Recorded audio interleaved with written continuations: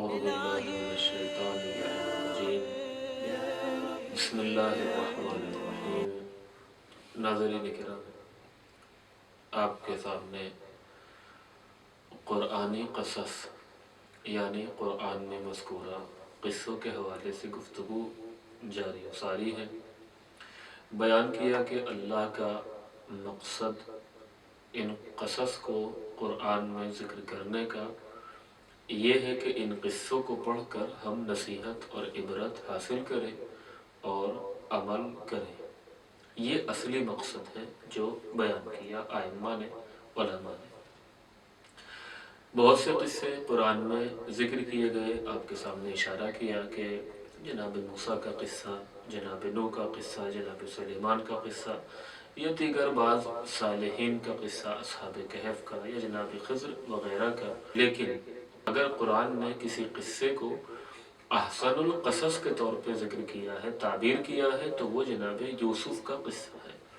یعنی قرآنی تعبیر ہے نحن نقص علیک احسن القصص، کہ ہم تم کو سنا رہے ہیں سب سے بہترین قصہ، یعنی احسن قصص، احسن قصہ، بہتر قصہ، سب سے اچھا قصہ قرآن نے اگر کسی قصے کو کہا ہے تو وہ جناب یوسف کا قصہ ہے، جناب یوسف کا قضیہ ہے، جناب یوسف کی خبر ہے جو آپ کے سامنے ہے اور آپ اس کو پڑھتے ہیں۔ جناب یوسف کے قصے کو پڑھ کر جو علماء نے بیان کیا کہ چند نصیحتیں حاصل ہوتی ہیں اور چند عبرتیں حاصل ہوتی ہیں۔ میں نے آپ کے سامنے کلی طور پر بیان کیا کہ قرآنی قصص سے چند عبرتیں، چند نصیحتیں ہم کو حاصل ہوتی ہیں، جن میں اہم نصیحت اخلاص، دوسرے توکل، تیسرے ثقہ۔ یہ تین عبرت میں نے آپ کے سامنے بیان کی جو قرآن کے تمام قصوں سے ہم کو حاصل ہوتی ہیں عمومی طور پر۔ لیکن خود جناب یوسف کا جو قصہ ہے، اس سے ہم کو چند نصیحتیں اور چند عبرتیں حاصل ہوتی ہیں کہ مقام عمل میں کوشش کریں کہ ہم ان سے آراستہ ہوں۔ سب سے پہلی عبرت جو اور ایک نصیحت کے طور پر اور پیغام جناب یوسف کے قصے سے ہم کو ملتا ہے، وہ یہ ہے کہ انبیاء کا دین خدا کی تبلیغ میں سختیاں برداشت کرنا، کہ کس طرح انبیاء خدا نے دین کی تبلیغ کرنے میں سختیاں برداشت کی ہیں۔ لہٰذا اب جو افراد یا جو علماء یا جو صالحین یا جو بھی مقام تبلیغ میں ہے، وہ تبلیغ کرنا چاہتا ہے، دین خدا کو پہنچانا چاہتا ہے، تو اس کو بھی سختیوں کا سامنا برداشت کرنا پڑے گا، سختیوں کا سامنا کرنا پڑے گا۔ لہذا جب اس کا مقابلہ سختیوں سے ہو، پریشانیوں سے ہو، اذیتوں سے ہو، تو وہ ان انبیاء کو یاد کریں کہ کس طریقے سے انہوں نے سختیاں برداشت کی ہیں مگر دین خدا کو پہنچایا ہے، دین خدا کو پہنچانے میں کوئی کوتاہی نہیں کی ہے۔ تو سب سے پہلی نصیحت اور عبرت یہ ہے کہ دین خدا کو پہنچانے میں، تبلیغ دین الہی میں ہم کو سختیوں کا، اذیتوں کا سامنا کرنا پڑے گا، لیکن ہم گھبرا کر پیچھے نہیں ہٹنا ہے بلکہ دین خدا کو پہنچانا ہے۔ دوسری جو نصیحت اور عبرت جناب یوسف کے قصے سے حاصل ہوتی ہے، وہ یہ ہے کہ سوء ظن کا اثر انسان کی زندگی پر کیا ہوتا ہے۔ یہ بہت اہم ہے، یعنی سوء ظن جناب یوسف کے جو قرآن میں مذکور ہے سورہ یوسف میں، کہ جناب یوسف کے بھائیوں نے غلط گمان کیا، سوء ظن کیا اپنے باپ کے بنسبت، یعنی جناب یعقوب کے لیے، اور ان کو کیا گمان ہوا کہ ہمارے بابا یوسف اور بنیامین کو زیادہ چاہتے ہیں۔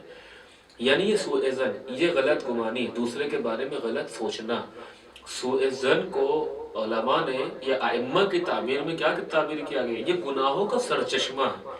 یعنی ایک کیا ہے گناہ انسان نے کیا، وہ اسی تک محدود ہے، ایک گناہ ہے، ایک ہی ہوا ہے، ایک اس کا عقاب۔ لیکن سوء ظن ایک ایسا گناہ ہے، ایسی معصیت ہے کہ جس سے اور گناہوں کے راستے نکلتے ہیں۔ اگر آپ نے کسی کے بارے میں غلط گمان کیا تو پھر غیبت بھی ہوگی، چغلخوری بھی ہوگی، اس سے حسد بھی ہوگا۔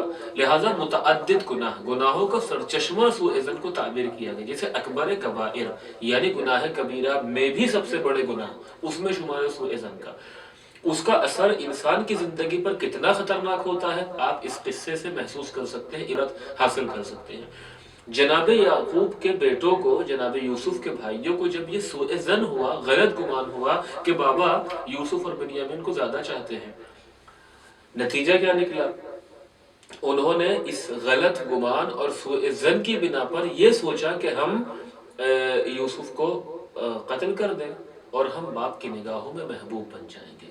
تو اس سوء ظن کی بنا سے سوء ظن کی بنا پر ایک نبی کے قاتل بن گئے. حسد، تکبر، اور دنیا میں بھی ذلیل ہوئے اور آخرت میں بھی. دنیا میں ذلیل ہوئے، اس کے بعد جو سارے مراحل آپ کے سامنے موجود ہیں، اب اس قصے میں پڑھتے رہتے ہیں. تو دوسری جو عبرت حاصل ہوتی ہے جناب یوسف کے قصے سے وہ یہ ہے کہ انسان سوء ظن سے پرہیز کرے، کبھی کسی کے بارے میں سوء ظن نہ کرے، غلط گمان نہ کرے کہ وہ جو بھی آپ تعبیر استعمال کریں. تیسری جو نصیحت جناب یوسف کے قصے سے ہم کو حاصل ہوتی ہے وہ یہ ہے کہ مقصد تک پہنچنے کے لیے راستے کا انتخاب کرنا. اگر کسی مقصد تک آپ کو پہنچنا ہے تو اس مقصد تک پہنچنے کے لیے راستہ غلط انتخاب نہیں کرنا چاہیے، بلکہ راستے کا انتخاب صحیح ہونا چاہیے. جناب یوسف کے بھائیوں کو گمان ہوا کہ بابا یوسف اور بنیامین کو زیادہ چاہتے ہیں، لہٰذا اب ان کا مقصد کیا ہے؟ ان کا مقصد یہ ہے کہ باپ ہم سے بھی محبت کرے جس طریقے سے یوسف اور بنیامین سے محبت کرتے ہیں.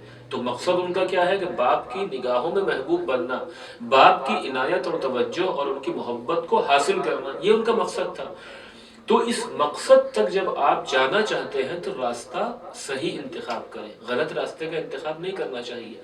جناب یوسف کے بھائیوں نے راستہ کون سا اختیار کیا؟ غلط راستہ. یعنی ہم یوسف کو قتل کر دیں، یوسف باپ کی نگاہوں سے اوجھل ہو جائیں گے، لہذا جب یوسف رہیں گے نہیں ہم باپ کی نگاہوں میں محبوب بن جائیں گے. یہ راستہ غلط تھا. اگر باپ کی نگاہوں میں محبوب بننا تھا تو وہ کمالات تلاش کرتے کہ جن کمالات کی بنا پر یوسف باپ کی نگاہوں میں محبوب ہے، وہ کمالات ہم اپنے اندر پیدا کریں تاکہ ہم باپ کی نگاہوں میں محبوب بن جائیں. انہوں نے صحیح راستے کا انتخاب نہ کر کے غلط راستے کا انتخاب کیا، لہذا جائے کہ باپ کی نگاہوں میں محبوب بنتے اور نفرت منفور ہوتے چلے گئے. تو مقصد تک پہنچنے کے لیے صحیح راستے کا انتخاب کرنا یہ ایک بہت اہم مسئلہ ہے. امام صادق علیہ السلام اور مولائے کائنات علیہ السلام سے روایت ہے کہ من السائر علی غیر بصیرت کالسائر علی غیر طریق، کہ اگر کوئی انسان بصیرت کے بغیر چل رہا ہے، یعنی بصیرت کے بغیر زندگی گزار رہا ہے، تو یہ بصیرت کے بغیر زندگی گزارنے والا انسان ایسا ہی ہے کہ جیسے کوئی راستہ چل رہا ہے اپنے مقصد یعنی اس کے مقصد کی طرف جو دو راستے جا رہے ہیں تو وہ الٹے راستے جا رہا ہے. یعنی اس انسان کی طرح ہے جو اپنے مقصد کے راستے پہ نہیں ہے بلکہ دوسرے راستے کی طرف بڑھ رہا ہے. کالسائر علی غیر طریق، یعنی جو راستہ اس کو منزل تک پہنچائے اس راستے پر نہیں ہے بلکہ دوسرے راستے کو انتخاب کیے ہوئے ہیں. فلا تزیدہ سرعۃ السیر الا بعدا، لہذا جتنا انسان تیز چلے گا اتنا ہی اپنے مقصد سے دور ہوتا چلا جائے گا. مثال کے طور پر مولائے کائنات کا حرم میرے اس طرف ہے، بائیں طرف ہے. اگر میں بائیں طرف نہ جا کر دائیں طرف چلوں تو جتنا تیز چلوں گا اتنا ہی مولائے کائنات کے حرم سے دور ہوتا چلا جاؤں گا. چونکہ مولائے کائنات کے حرم تک جو راستہ مجھے پہنچائے گا وہ میرے بائیں طرف ہے اور میں چل رہا ہوں اپنے اس طرف دائیں طرف بڑھتا چلا جا رہا ہوں. تو جتنا تیز چلوں گا اتنا ہی اپنی منزل سے دور ہوتا چلا جاؤں گا، اتنا ہی مولائے کائنات کے حرم سے دور ہوتا چلا جاؤں گا. تو اصل اپنے مقصد تک پہنچنے کے لیے صحیح راستے کا انتخاب کرنا. آج اگر ہم چاہتے ہیں کہ کائنات میں سب کے نزدیک ہم محبوب بنے، کوئی ہماری برائی نہ کرے، یا اسی طریقے سے بہرحال باعزت عزت دار ہو کر ہم زندگی گزاریں، یہ جو بھی ہماری تمنا ہے، جو مقصد بھی ہم کو حاصل کرنا ہے، تو اس مقصد کو حاصل کرنے کے لیے صحیح راستے کا انتخاب کرنا، یہ ہم کو سورہ یوسف سے یا قصہ جناب یوسف سے درس ملتا ہے. چونکہ جناب یوسف کے بھائیوں نے مقصد تک پہنچنے کے لیے راستے کا انتخاب کیا لیکن غلط راستہ. نتیجہ کیا نکلا؟ محبوب یعنی جو محبت ان کو حاصل کرنا تھی باپ کی، وہ مقصد ان کو حاصل نہیں ہوا بلکہ مقصد میں ناکامی ہوئی. أين المؤمل لإحياء الكتاب وحدوده